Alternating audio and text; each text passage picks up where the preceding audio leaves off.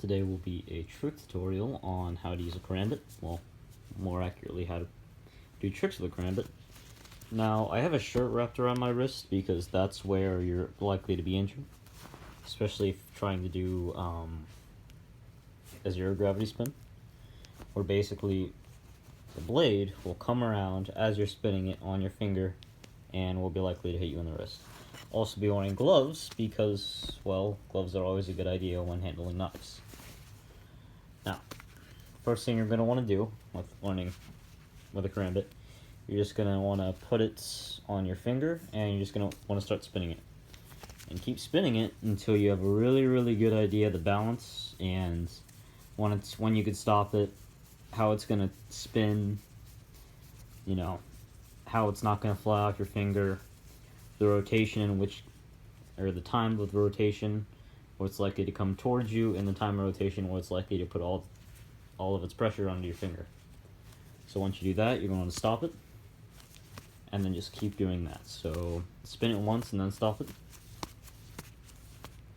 Maybe a double spin, then stop it. And then getting into the tricky part here. Typically, what you want to do first is you want to do, I guess you call it a reverse gravity spin, where it would be upside down. So you just spin it around your, finger. Make sure that your hands is at an angle, that way you aren't clipping your wrist. And then after that, you want to try probably the hardest part of learning Karambit, which is the regular gravity spin.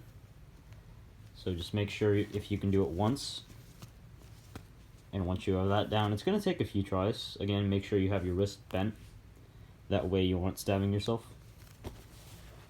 And then once you have that, say, get rid of some of the equipment because it's going to be much harder to do any tricks if you have, say, a glove on, especially this type because it limits where it can go on your finger with this little stop right here. So go over that again, just spin it regularly. After that, spin and stop. Make sure you get a really good feel for it. And then you want to go reverse gravity, and you want to do regular gravity spin. Again, keep your wrist upward, otherwise you're going to nick yourself, as you can see I've done right there. But that's how you use a Karambit.